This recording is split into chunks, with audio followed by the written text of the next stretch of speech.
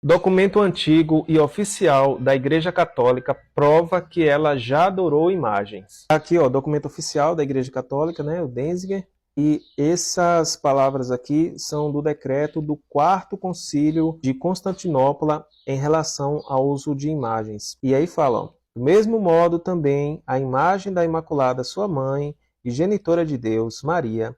E além disso, pintamos também as imagens dos santos anjos, como os representa em palavras a Divina Escritura, mas também as imagens dos apóstolos, tão dignos de louvor, dos profetas, dos mártires, dos varões santos e igualmente de todos os santos, nós os honramos e adoramos. Aqui no grego, essa palavra aqui você pode tirar um print aqui e traduzir ela por um tradutor de imagem, ela significa adoramos também. E aqui no latim, ó, do meu lado esquerdo, vocês veem lá, ó, honoramus et adoramos. Então, realmente, a palavra aí é adoramos. Quase um século depois, a gente vai achar essa carta aqui, que é da canonização do bispo Urico. E sobre ele fala, ó, depois de abrangente consulta, decretamos que a memória dele, isto é, do santo bispo Urico, deve ser venerada com piíssimo afeto e fidelíssima devoção, pois quando adoramos e veneramos as relíquias dos mártires e dos confessores, veneramos aquele do qual eles são mártires e confessores. Aqui em latim você pode ver também a mesma coisa, ó, no original em latim ali, ó. Aparece também a palavra ali, ó, adoramos. Então esses documentos aí são bem complicados, né? Parece ter aí uma contradição em relação à teologia da Igreja Católica. Então eu fui buscar uma explicação para isso em chats com inteligência artificial e ela vai dar uma explicação sobre isso aí. Eu perguntei à inteligência artificial por que nessa citação manda adorar os santos apóstolos, como a gente já viu aí. Ela diz aqui, ó, a citação que você mencionou pode parecer que está mandando adorar os santos e apóstolos, mas é importante entender o contexto e a terminologia usada. Na tradição cristã, especialmente na Igreja Católica e Ortodoxa, há uma distinção clara entre venerar e adorar, que é o que a gente já sabe, né? Aqui ele fala, ó, às vezes a palavra adorar pode ser usada em um sentido mais amplo de honrar ou respeitar, em textos antigos ou em traduções, mas a teologia cristã faz essa distinção clara. Então, ela fala que é uma questão de texto antigo e de tradição, né? Uma questão de uma palavra, digamos assim, ambígua, né?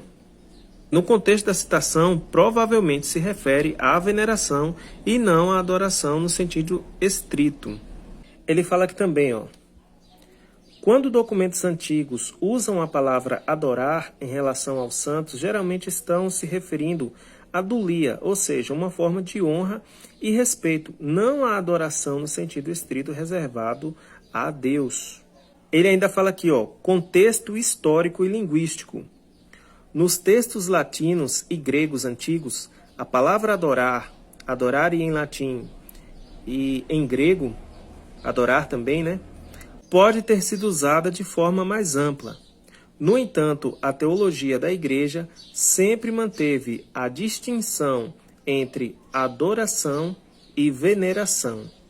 Outro ponto importante é a gente ver quando foi que isso foi falado, né? Quando foi que isso aí foi decretado. Então eu fiz uma linha do tempo, que eu vou explicar para vocês aqui, vocês não ignorem porque eu fiz no caderninho mesmo, senão ia demorar muito para digitalizar isso, enfim, fazer o vídeo rápido, para vocês entenderem melhor o contexto de tudo isso aí, quando isso aconteceu, se a Igreja Católica realmente já adorou imagens. Então essa é a linha do tempo que eu fiz aqui manualmente mesmo, né? Então tá aqui, ó, a Igreja Católica já adorou imagens, eu coloquei, né? Então eu começo ali pelo ano 306, que foi o Concílio de Elvira, na Espanha. Foi um concílio regional, tá bom, gente? É importante frisar isso, não foi toda a igreja, foi a igreja lá da Espanha que decidiu proibir as imagens para evitar adoração. Então, tendo em vista essa proibição neste concílio, a gente já tem um entendimento que no ano 300, ou até mesmo antes dele, a igreja já tinha esse costume de venerar imagens, de usar imagens nas igrejas, né? Então a Espanha proíbe com a preocupação disso levar à idolatria. Só que isso foi proibido na Espanha, mas as igrejas continuaram, né? Pelo que a gente vai ver aí à frente, elas continuaram com a veneração de imagens, o uso de imagens nas igrejas.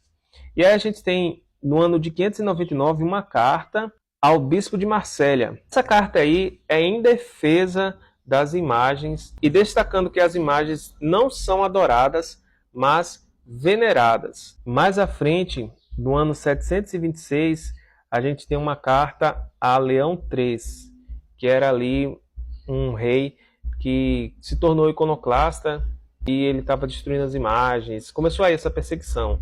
Que aí depois a gente vai ver a resolução disso no segundo concílio de Nicéia. No ano 787, para resolver esse problema, aí sim, o concílio ecumênico, né, que é o segundo concílio de Nicéia, que vai reafirmar a importância do uso das imagens na igreja, vai continuar com as imagens e destaca que as imagens são para veneração e não para adoração, que é adoração só a Deus. Aí no ano 870, mais para frente, que vai acontecer o quarto concílio de Constantinopla, que aí vai aparecer essa palavra aí de adoração, que é o que vai ser esses documentos aí que eu li para vocês, né? É aí que entra uma questão, que parece haver uma contradição. Se a igreja já sabia, já tinha sido decretado no concílio de Nicéia, que não se deveria adorar imagens, quer dizer que o concílio de Constantinopla, em 870, né, muitos anos depois, aí, mais ou menos um século depois, ela ia desfazer o concílio de Nicéia.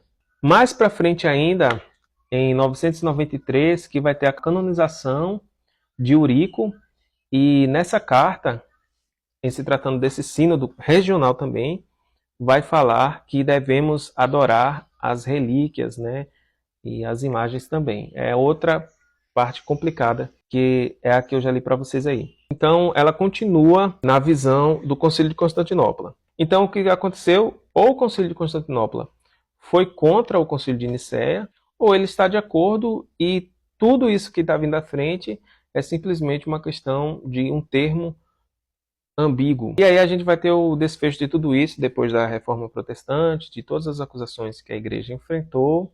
Em 1563 vai ter o Concílio de Trento, que vai reafirmar e ele vai mencionar os concílios anteriores e destacar o Concílio de Nicéia, que deixa claro que as imagens, as relíquias e os santos não podem ser adorados, mas venerados.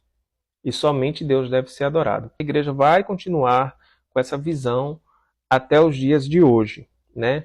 Deixando claro também que a igreja já sabia disso antes desses concílios, né? É aqui que nós fechamos essa questão. Ou a igreja se desviou aqui no concílio de Constantinopla, no quarto concílio, ou é uma questão de termo mesmo, né? Um termo ambíguo, que na verdade o concílio de Constantinopla concorda com o concílio de Nicéia e continua com essa visão até ser reforçada no Concílio de Trento. Se o Concílio de Constantinopla tivesse desfazendo o Concílio de Nicéia, eu acho que deveria ter havido aí um problema na igreja, né?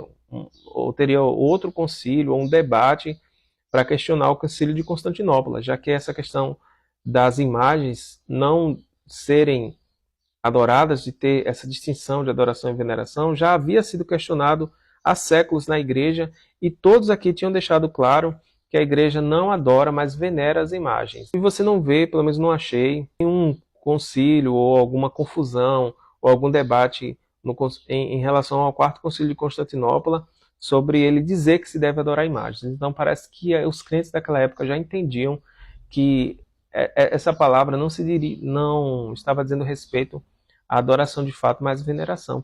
A igreja seguiu firme, e o Concílio de Trento vai confirmar esses outros concílios. Em nenhum momento ela fala que o Concílio de Constantinopla foi um concílio errado, ou que distorceu, que a igreja em algum momento distorceu essa verdade, mas vai confirmar o Concílio de Nicéia sobre a diferença entre veneração e adoração, né? Tem também uma carta interessante falando sobre o Concílio de Frankfurt, que rejeitou o Concílio de Nicéia, e nessa carta, nesse documento, né, fala que o Concílio de Frankfurt rejeitou o Concílio de Nicéia por causa de uma infeliz tradução do latim. Olha que interessante. Então, o Concílio de Frankfurt rejeitou o Concílio de Nicéia porque eles entenderam que, pela tradução que eles tiveram, que aquilo ali era uma adoração às imagens. É tanto que, mais para frente, ao passar do tempo, o Concílio Frankfurt, né, vai aceitar os concílios da igreja e vai também adotar para si a veneração de imagens. Então, todas as pesquisas que eu fiz na inteligência artificial, todas falam que a igreja nunca adorou imagens. É tipo hoje você chegar e falar, eu adoro chocolate, eu adoro ir à praia. Não significa que realmente você adora essas coisas, mas quer dizer que você ama muito essas coisas. Então, o termo pode ter sido usado dessa maneira. Porém, é tudo que eu encontrei aqui na minha breve pesquisa. Seria melhor alguém que fala grego e também algum padre, algum teólogo da Igreja Católica responder a esse assunto, né? Até o momento não achei alguém que respondesse, mas se eu achar, eu trago aqui em vídeo. E também católicos que já leram ou têm conhecimento disso, podem deixar aí sua contribuição e trazer melhores explicações ou fontes que possam dar um entendimento sobre esse assunto. Se a Igreja Católica realmente já adorou ou não imagens, se isso foi uma repaginada, se a igreja se desviou ali naquele período, ou se realmente é isso mesmo, o termo lá em grego e em latim para adoração não está se referindo de fato à adoração, mas é um termo amplo que pode se referir tanto à adoração, quanto a respeito, quanto à veneração, no contexto daquela época, como a inteligência artificial respondeu ali para a gente. No demais é só isso. Se vocês gostaram, me sigam para mais vídeos como esse, compartilhem esse vídeo, comentem e até a próxima, se Deus quiser.